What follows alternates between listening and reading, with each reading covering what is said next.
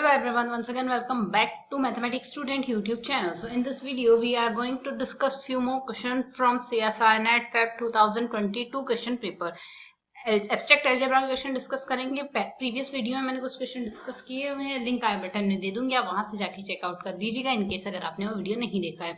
चलते हैं next question की ओर.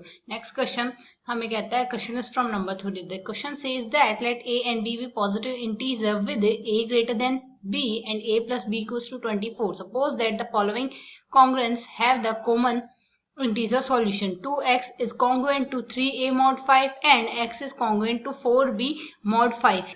Then we have to find which of the following option is correct here. So अब अगर हम यहाँ से देखें, हमें फर्स्ट रिजल्ट तो कहा गया है 2x is congruent to 3a mod 5 here.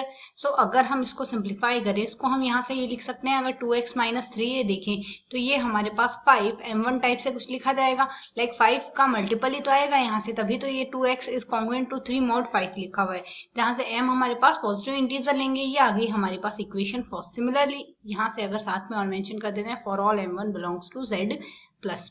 इसी तरीके से अगर हम यहाँ से देखें, सेकेंड रिलेशन हमें यहाँ से क्या कहता है, x is congruent to 4b mod 5 here.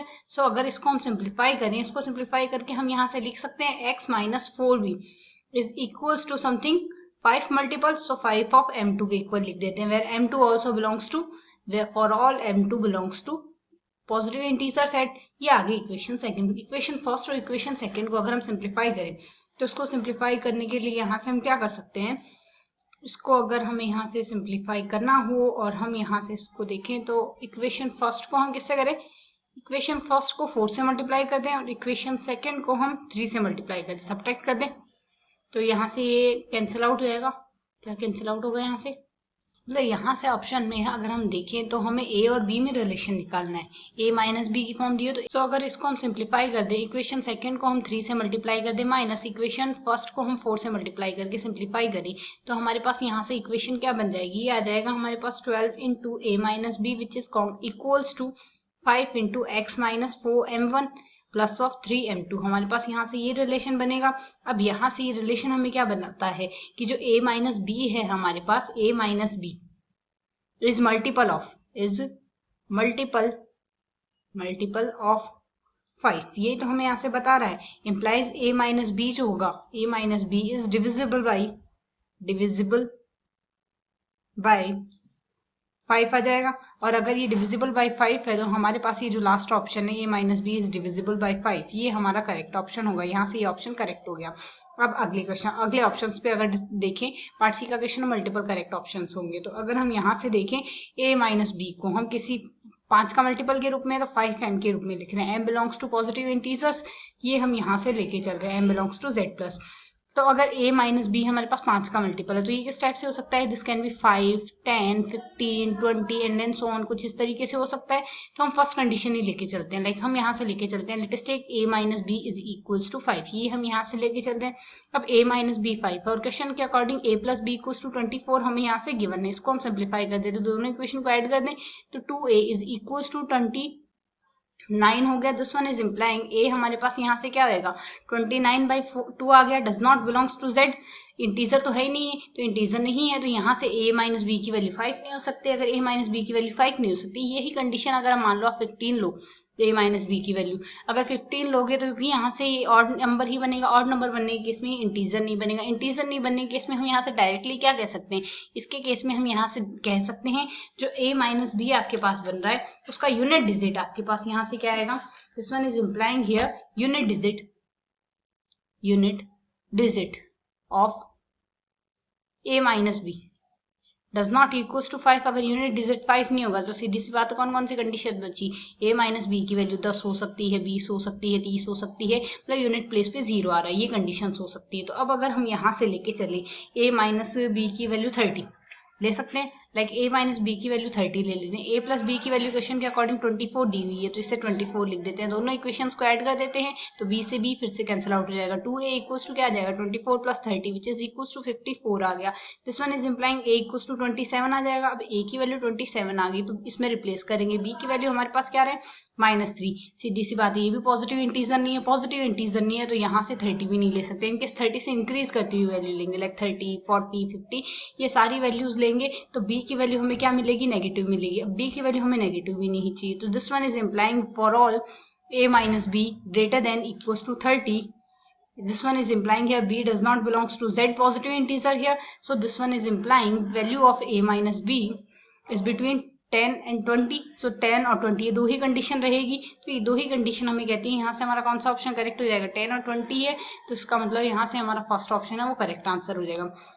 First option यहाँ से करेक्ट हो गया। अब लेते हैं a माइनस बी की वैल्यू 10 और 20, दोनों अलग अलग कंडीशन है, दोनों लेके देखते हैं। लाइक यहाँ से अगर फर्स्ट कंडीशन तो हम लेंगे let a minus b is equal to 10 और एक कंडीशन लेंगे a minus b is equal to 20। तो a प्लस बी तो 24 है ही हमारे पास यहाँ से, तो दोनों इक्वेशन को ऐड कर देते हैं। 2a इक्वल टू क्या आ जाएगा, 34 आ गया है यहाँ से। तो a इक्वल टू हमारे पास क्या आ गया 70 और a इक्वल टू 70 है, b इक्वल टू यहाँ से 7 आ जाएगा रिस्पेक्टिवली। इस केस को सॉल्व करेंगे तो यहाँ से a की वैल्यू तो 22 आएगी, b की वैल्यू 2 आ जाएगी। ये कंडीशंस हमारे पास बन रही है। तो अब अगर बाकी ऑप्शंस और देख ले, बी और सी दो ऑप्शन और बचे हैं, तो कौन कौन सी कंडीशन, यहाँ से हमारे पास ए की वैल्यू क्या क्या आ रही है, एक वैल्यू तो आ रही है 17 7 और दूसरी वैल्यू आ रही है 22 और 2। तो यहाँ से अगर देखें ए की वैल्यू ग्रेटर देन 3b आ रही है या ए की वैल्यू यहाँ से हमारे पास ग्रेटर देन 3b वाली कंडीशन फुलफिल हो रही है। 3 से करेंगे 6 आएगा, 6 की वैल्यू स्टिल 22 से ही यही ज्यादा है, और यहाँ से अगर देखेंगे 21 आ जाएगा, 17 ग्रेटर देन 21 कंडीशन फुलफिल नहीं हो रही, तो ये ऑप्शन डिस्कार्ड होगा रिस्पेक्टिवली। अगर हम यहाँ से देखें ग्रेटर देन 2b तो आ रहा है पर लेस देन 3b, यहाँ से इस केस में सिंप्लीफाई नहीं हो रही है हमारे पास value, A does not greater than 3b, तो यहाँ से हमारे does not less than 3b, A greater than 3b आ रहा है बट यहाँ से ए लेस देन 3b कह रहा है, तो इसमें सेटिस्फाई नहीं हुई, तो यहाँ से ऑप्शन ए और डी दो ही हमारे पास करेक्ट आंसर होंगे, rest options are discarded. Now come to the next question. So the next question is, consider the function f of n equals to n raised to the power 5 minus 2n cube plus n, where n is positive integer. Which of the following are true? We have to find which of the following are true here. So firstly, so as in this question, f of n is given as here n raised to the power 5 minus 2n cube plus n here. So if we simplify this, so अगर इसमें से हम n common ले लें, remaining term रहेगी n raised to the power 4 minus 2n square plus 1। इसको अगर simplify करें इसे लिख सकते हैं n into n square minus 1 whole square here.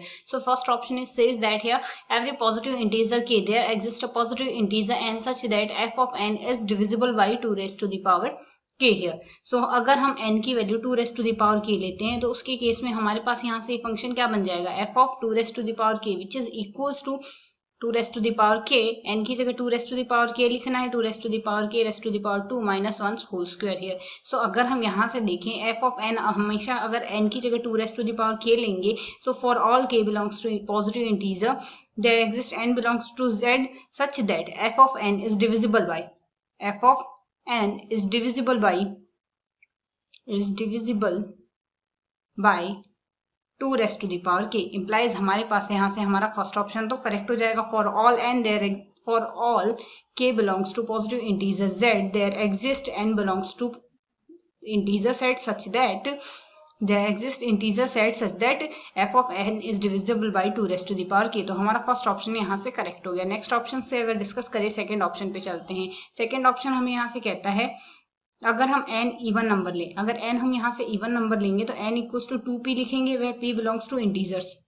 Positive integer ले लेते हैं तो f ऑफ 2p हमारे पास क्या आ जाएगा, यहाँ से 2 into p and 2p square which is 4p square minus 1 whole square. इसको सिंप्लीफाई कर देते हैं, यहाँ से सेम ब्रैकेट लगाएंगे, इसको सिंप्लीफाई करेंगे, सिंप्लीफाई करने से एक्सप्रेशन बन जाएगा 2p इंटू 4p स्क्वायर। यहाँ से अगर देखिए ये हमारे पास इवन नंबर ही तो आएगा, 2p से मल्टीप्लाई हो रहा है इम्प्लाइज इवन होगा, 2 से मल्टीप्लाई होते इवन हो जाएगा।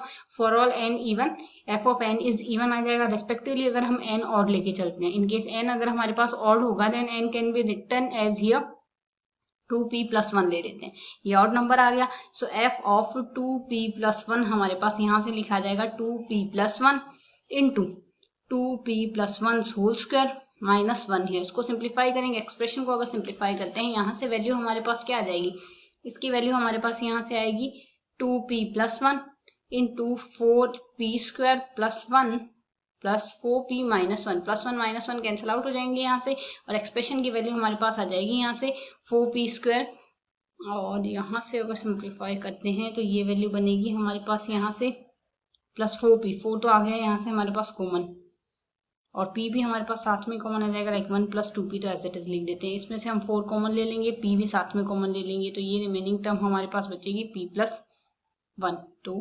सॉरी इसका भी तो स्क्वायर है, यहाँ भी स्क्वायर है, तो ये 16p स्क्वायर हो गया, 16p स्क्वायर हो गया, p प्लस 1 का होल स्क्वायर भी आएगा।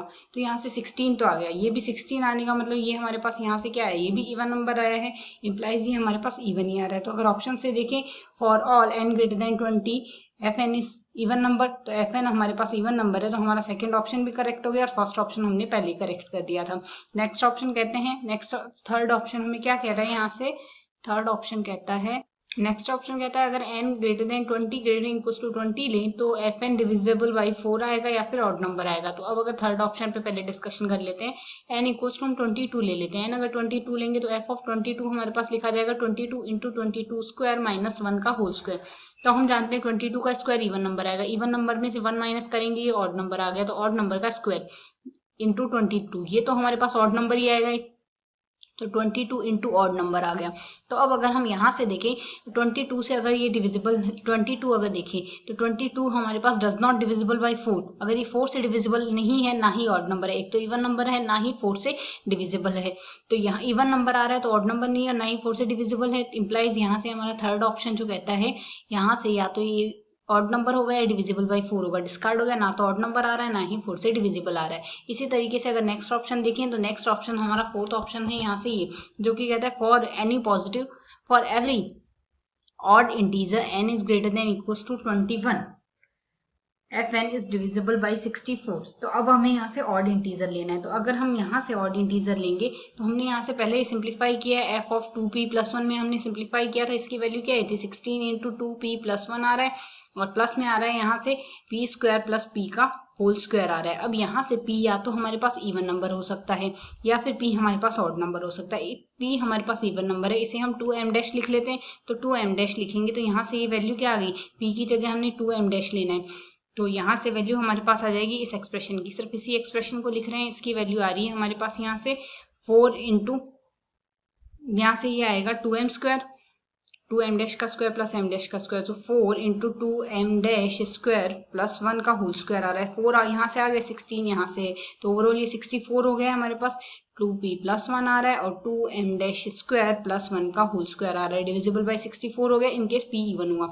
ये भी तो हो सकता है यहाँ से p ऑड हो जाए, इनकेस p हमारे पास यहाँ से ऑड होगा, तो उसके केस में हमारे पास यहाँ से वैल्यू क्या आएगी, p को हम राइट आउट कर देंगे 2m डैश प्लस 1 लिख देंगे, तो फिर से अगर इसको सिंप्लीफाई करें p स्क्वायर प्लस p का होल स्क्वायर को, इसकी वैल्यू आएगी हमारे पास यहाँ से 2m डैश प्लस 1 का whole square plus 2m dash plus 1 का होल स्क्वायर आ रहा है, सिंप्लीफाई करेंगे वैल्यू आ जाएगी यहाँ से, इसको सिंप्लीफाई करेंगे तो 4 into 2m dash square plus 2m dash plus 1 आ रहा है का होल स्क्वायर आएगा। दोनों ही केस में ये हमारे पास इसको भी मल्टीप्लाई करेंगे 64 बन जाएगा, तो डिविजिबल बाय 64 हो रहा है, तो यहाँ से हमने यही तो दिखाना था, तो यहाँ से हमारा ये ऑप्शन भी करेक्ट हो जाएगा, for every odd integer n is greater then 21 fn is divisible bye 64 is the correct answer here. तो यहाँ से हमारा एक तो फर्स्ट ऑप्शन करेक्ट आया था, एक लास्ट ऑप्शन करेक्ट आया, एक ऑप्शन बी भी सेकंड ऑप्शन भी करेक्ट आया था, सिर्फ ऑप्शन थर्ड डिस्कार्ड हुआ है। I hope you understand explanation, thanks for watching.